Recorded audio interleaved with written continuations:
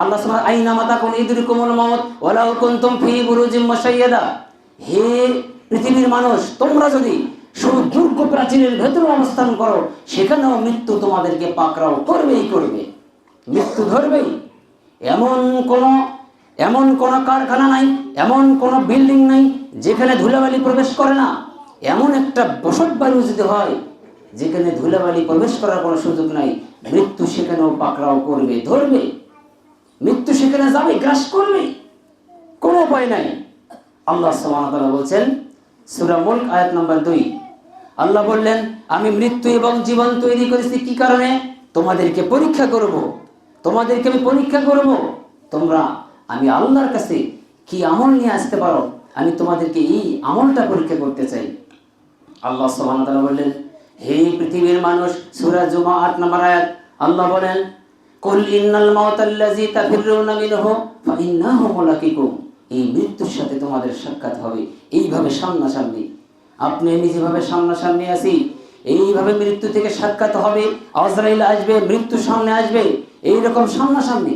কোনো সুযোগ নেই পালিয়ে বেড়ানোর, কোনো সুযোগ নেই, মৃত্যুর সাথে সাক্ষাৎ করতেই হবে।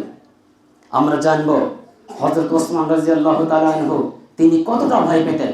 তিরমিজি হাদিস নাম্বার 2308, হযরত ওসমান রাদিয়াল্লাহু তাআলা আনহুর সঙ্গে যখন আল্লাহর নবী কবরের আলোচনা করতেন, তিনি এতটাই ভয় পেতেন, কান্না করতে করতে দাড়ি মোবারক তার ভিজে যেত। সাহাবারা জিজ্ঞাসা করলো, হে ওসমান, আপনি তো আশারে মুবাশশিরা, জান্নাতের 10 জন সার্টিফিকেট প্রাপ্ত সাহাবীদের মধ্যে একজন, আপনি কেন কান্না করছেন? তখন ওসমান রাদিয়াল্লাহু তাআলা বলেন, হে আমার সঙ্গী সাথীরা শোনো, আল্লাহর নবী বলেন, ইন্নাল কবরা আউয়ালু মানাজিলিল আখিরাহ। কবর হলো আখিরাতের জিন্দেগির প্রথম ঘাঁটি। এই ঘাঁটিতে যে বেঁচে যাবে, আল্লাহ পাক তার জন্য সকল ধাপ সহজ করে দেবেন। এই ঘাঁটিতে যে আটকে যাবে, তার জন্য আল্লাহ পরবর্তী সকল ধাপ কঠিন করে দেবেন। যে কবরে আটকে যাবে, সে ফুলসিরাতে আটকে যাবে, মিজানে আটকে যাবে, সকল ধাপ তার জন্য কঠিন হয়ে যাবে। আল্লাহ সুবহানাহু ওয়া তাআলা এই কবরটা আমাদের জন্য সহজ করে দেন, আল্লাহুম্মা আমিন। এই কবর আল্লাহর নবীর জীবনী থেকে জানলাম, এবার জানবো আমাদের প্রিয় নবী হযরত মুহাম্মদ সাল্লাল্লাহু আলাইহি সাল্লামের জীবনী থেকে। একদা আল্লাহর রাসূল শুয়ে আছেন, আনাস ইবনে মালিক রাদিয়াল্লাহু আনহু তিনি বলেন, আব্দুল্লাহ ইবনে মাসউদ রাদিয়াল্লাহু আনহু বর্ণিত হাদিস তিনি বলেন, আমি গেলাম, রাসূল সাল্লাল্লাহু আলাইহি সাল্লাম শুয়ে আছেন, আমি গিয়ে সালাম বিনিময় করলাম। আল্লাহর নবী উঠে বসলেন, বসার পর দেখলাম খেজুরের পাতা দিয়ে বানানো একটা চাটাই, সেই দাগগুলো আল্লাহর নবীর পিঠের দিকে লেগে গেছে। আমি বললাম, ইয়া রাসূলুল্লাহ, আপনি তো সারা পৃথিবীর শ্রেষ্ঠ নবীদের নবী, আপনি তো সকল কিছুর মধ্যে, আপনি কেন এত কষ্ট করে এইভাবে শুয়ে আছেন? আল্লাহর নবীকে বললেন, ইয়া রাসূলুল্লাহ, আপনি আমাকে একটু অনুমতি দেন, আমি আপনার জন্য একটা নরম বিছানার ব্যবস্থা করে দেই।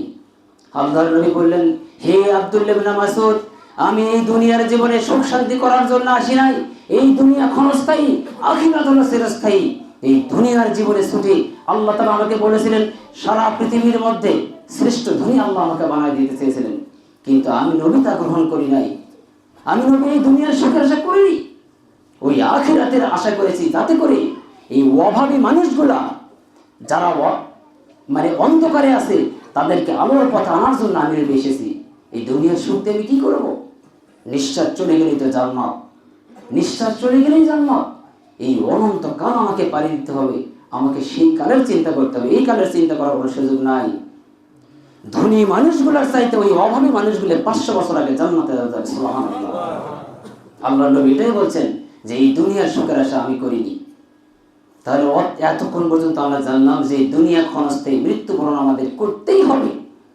এই মৃত্যুর হাত থেকে কারো রেহাই নেই, এই মৃত্যুর হাত থেকে রেহাই কেউ পাবে না। এই মৃত্যু এমন একটি, যখন একজন মানুষের মৃত্যুর সময় চলে আসে, এই দুনিয়া থেকে যাওয়ার সময় চলে আসে, একজন কাফের বেঈমান গাদ্দারের সামনে যখন আজরাইল আলাইহিস সালাম আসে, আজরাইল আলাইহিস সালামের যে পূর্ণাঙ্গ চেহারা, এই চেহারা নিয়ে তার সামনে আসে। আজরাইলের চেহারা মানে শয়তানকে যদি আজরাইল আলাইহিস সালামকে দেখানো যেত, সেও কালেমা করে মুসলমান হয়ে যেত, সুবহানাল্লাহ। এত ভয়াবহ চেহারা আজরাইল আলাইহিস সালামের। তার পা থাকে জমিনে, মাথা থাকে আসমানে, নীলব বর্ণের চক্ষু, 12 রকমের চোখ, বিভৎস চেহারা নিয়ে তার সামনে আসে। একটা বর্ণনায় পাওয়া যায়, সারা পৃথিবীতে যত পানি রয়েছে, সমস্ত পানি যদি এক জায়গায় করে আজরাইল আলাইহিস সালামের মাথায় ঢেলে দেওয়া হয়, শরীরে শুকিয়ে যাবে, এক ফোঁটা পানি নিচে পড়বে না। এমন ভয়াবহ সেই চেহারা আজরাইল আলাইহিস সালাম আসবে সামনে। আসার পরে একজন পাপী, একজন বদকার, একজন নেককার, একজন পাপিষ্ঠ বান্দার সামনে যখন আসবে, আসার পরে তার চেহারা যখন সে দেখবে, সে ভয়ে বিহ্বল হয়ে যাবে। দৃষ্টি যতদূর পর্যন্ত যায় ততদূর পর্যন্ত সেই ফেরেশতা দেখতেই থাকবে। তখন তার সামনে এসে একটি হাদিসের বাণী শুনিয়ে দেয়, ইয়া আইয়াতুহান নাফসুল খাবিসা উখরুজি ইজা গাযাবিল্লাহ, হে পাপাত্মা, হে নিকৃষ্ট আত্মা, এসো আল্লাহর রাগের দিকে, আল্লাহর অসন্তুষ্টির দিকে তুমি বের হয়ে এসো। তখন সেই পাপী বান্দা যেতে চায় না। এই দুনিয়া ছেড়ে কেউ যেতে চায়?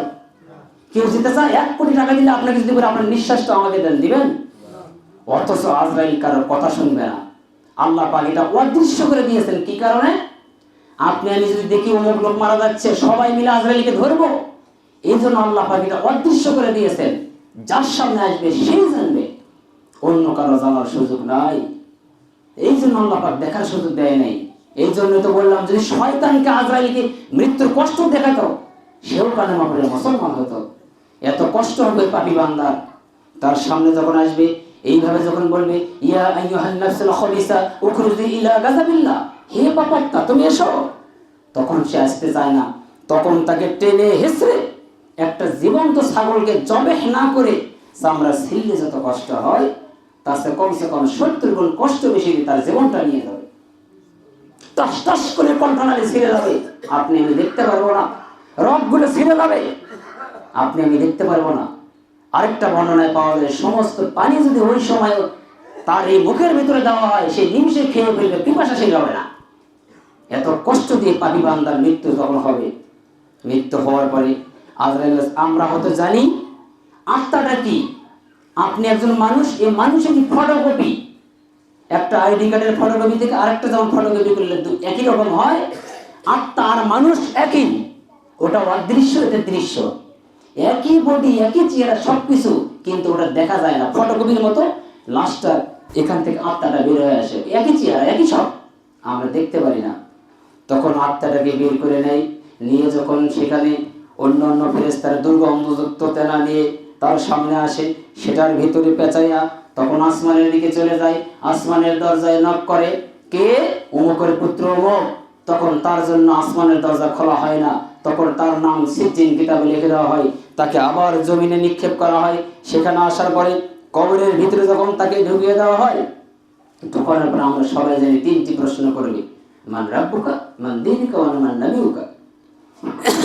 এই 3টি প্রশ্ন করার পরে সে যখন উত্তর দিতে পারে না, খালি বলে লা আদরি, হাই হাই লা আদরি, আমি কিচ্ছু জানি না, তখন তার সাথে জাহান্নামের বিছানা বিছিয়ে দেওয়া হয়, জাহান্নামের পোশাক পরিয়ে দেওয়া হয়, জাহান্নাম থেকে একটি সুড়ঙ্গ পথ করে দেওয়া হয়, সেখান থেকে আযাব আসতে থাকবে ইয়াউমা ইয়াবাসুন, কিয়ামত দিবস পর্যন্ত এভাবে চলতে থাকবে। আল্লাহু আকবার। এইভাবে তার শাস্তি অটোমেটিকলি চলতেই থাকবে। দুনিয়ার কেউ দেখার কোনো ক্ষমতা নাই, এইভাবে শাস্তি হতেই থাকবে।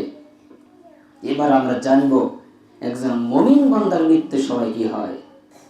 একজন মুমিন বান্দার যখন এই দুনিয়া থেকে যাওয়ার সময় হয়ে যায়, তখন তার সামনে মালাকুল মউত আজরাইল আলাইহিস সালাম আসে। তার দৃষ্টি যতদূর পর্যন্ত যায় ততদূর পর্যন্ত সে ফেরেশতা দেখতেই থাকে। তার সামনে ওই ভয়ানক চেহারা নিয়ে আসে না, তার সামনে অত্যন্ত সুন্দর চেহারা নিয়ে আসে। আসার পরে তার চেহারা দেখে সে অত্যন্ত আনন্দিত হয়। তখন তাকে বলে, হে পবিত্র আত্মা, সূরা আল ফাজরের 27 নম্বর আয়াত, আল্লাহ তাআলা বলেন, ইয়া আইয়াতুহান নাফসুল মুতমাইন্না ইরজি ইলা রাব্বিকি রাজিয়াতাম মারজিয়া ফাদখুলি বিইবাদি ওয়াদখুলি জান্নাতি। সুবহানাল্লাহ। তখন তাকে বলা হয়, হে প্রশান্ত আত্মা, হে আল্লাহওয়ালা আত্মা, এসো, তুমি আল্লাহর শান্তি, আল্লাহর সন্তুষ্টির দিকে বের হয়ে এসো। এইভাবে বলার পরে সে আত্মাটা স্মুথলি বের হয়। কিভাবে? আপনি দেখেন, পানির মশক থেকে পানি ফেললে যতটা কষ্ট আস্তে করে পড়ে, কোনো কষ্ট হয় না, এইভাবে তার জীবন আস্তে করে আল্লাহ পাক সুবহানাল্লাহ আযরাইল আলাইহিস সালাম বের করে নেয়। আলহামদুলিল্লাহ।